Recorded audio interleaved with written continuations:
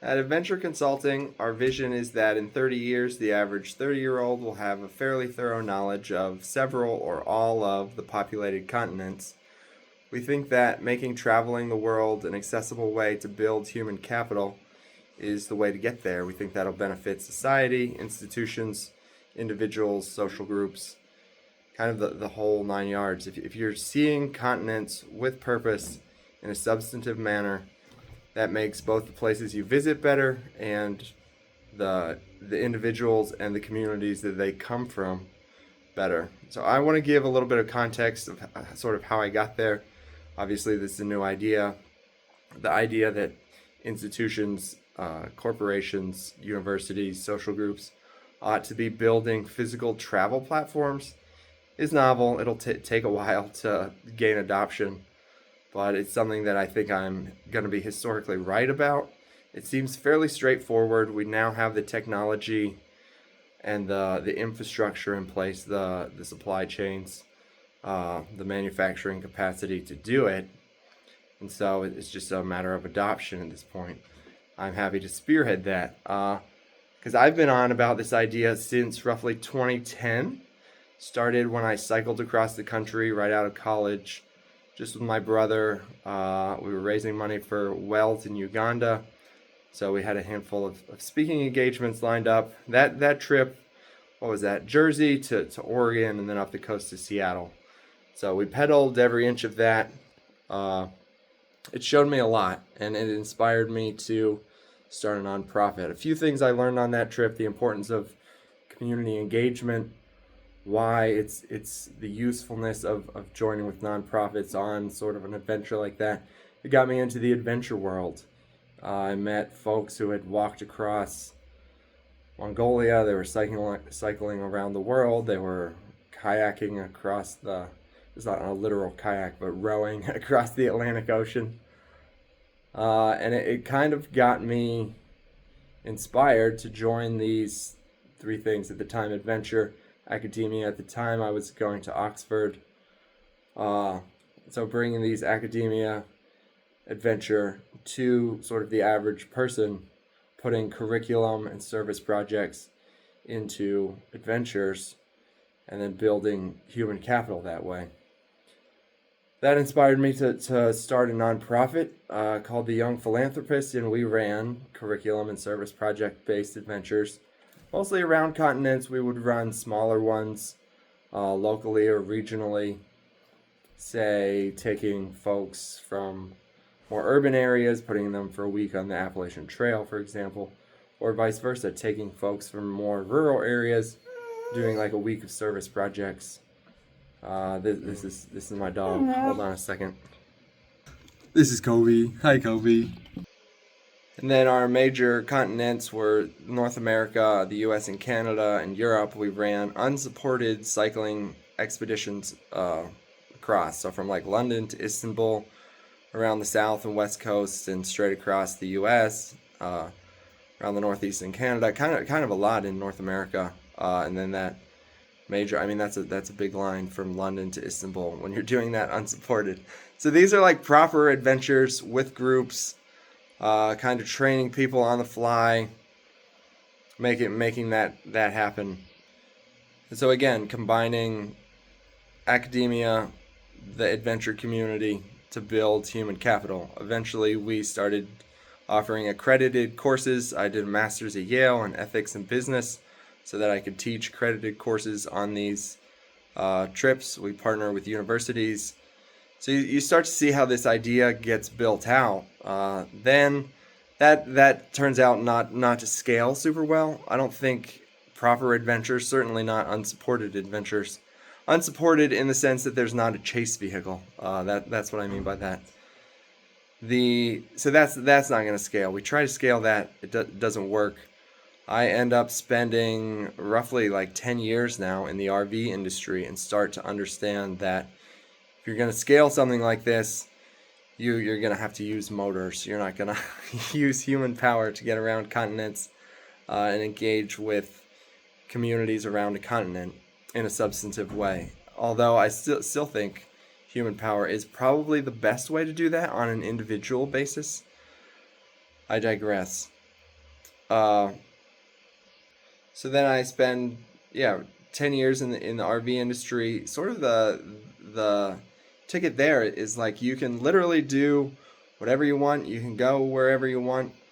The income to vacation ratio is ideal, and so if you want to take a few months to go around the world every year, you can do that. My wife and I did that for many years until we unexpectedly got pregnant, and so now we live somewhere and have a couple kids, and I'm still in the RV industry, kind of moving toward this, helping people understand that building physical travel platforms, whether that be RVs and bus build outs, definitely, but also planes, trains, automobiles, boats, whatever the platform requires, right? What are you going to do with it? What do you want the programming to be?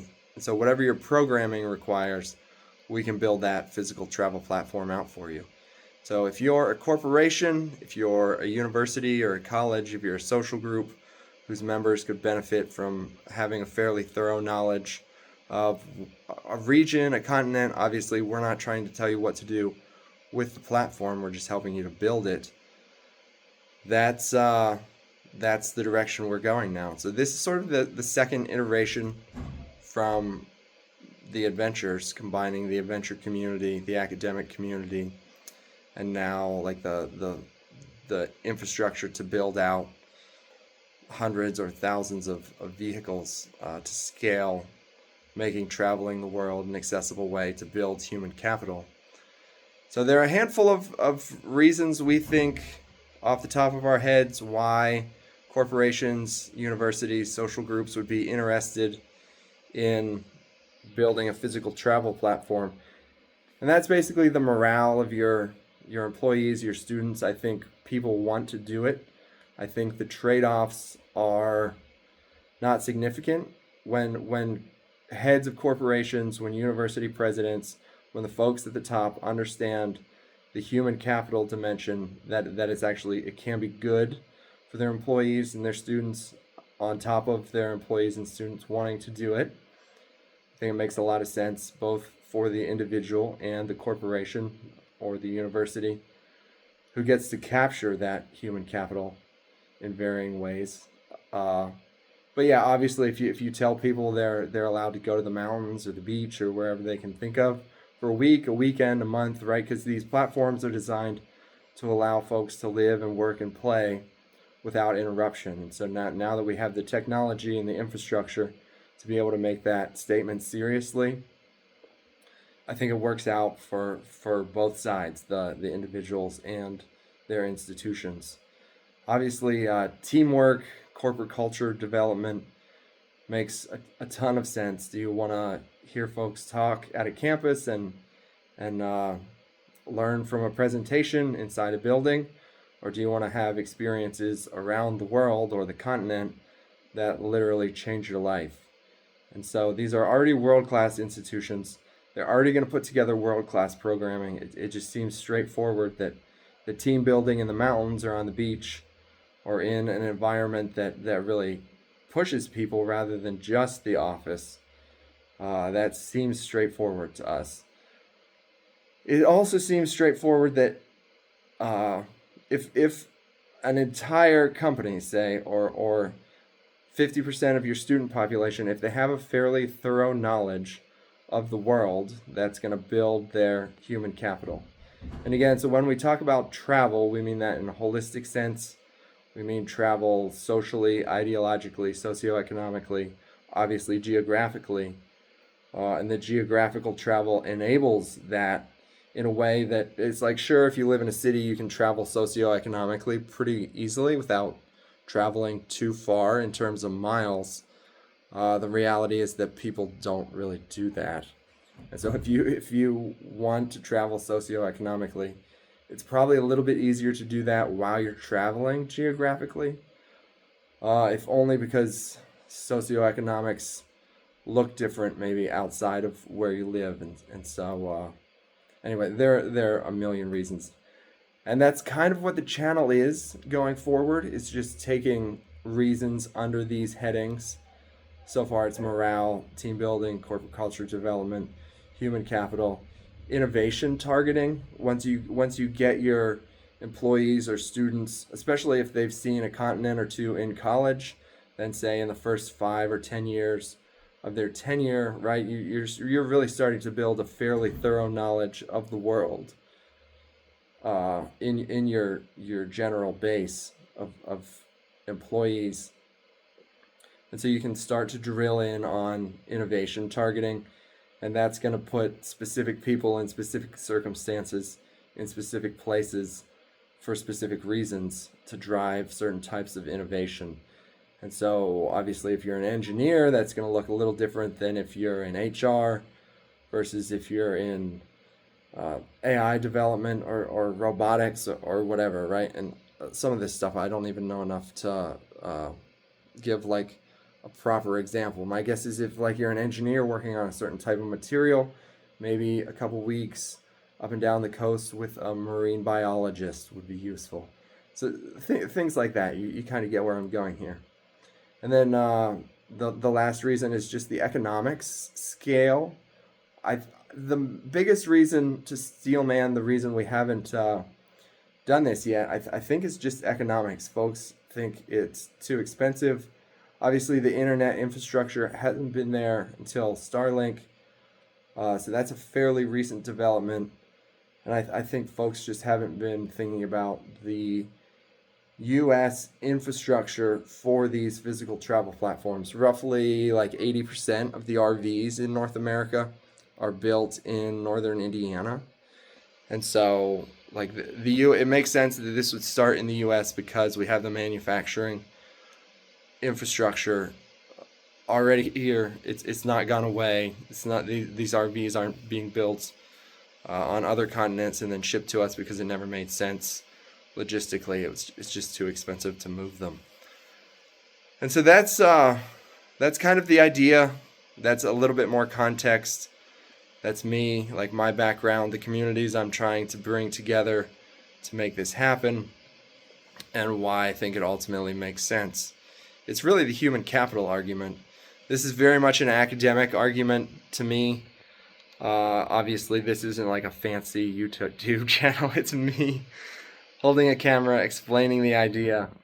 And so as the argument kind of trickles out, I don't expect to keep to too much of a schedule. And if we're being honest, like I'm meeting with people at universities and companies, and this whole channel is mostly for folks who want to have a precursor to our conversation. And so I'm going to keep the arguments coming. It's something I think about a lot. It's something I thought about like every day. The nonprofit closed down a handful of years ago, and it's something I had to get back to because I just think about like why traveling the world should be institutionalized every day. So I've got to start sharing it. You have kids and you realize like a certain amount of work is enabled in a way that just traveling all the time doesn't allow for work to get done. So my name is Matt Friedland. This is just a little bit more context. We'll see you in the next video.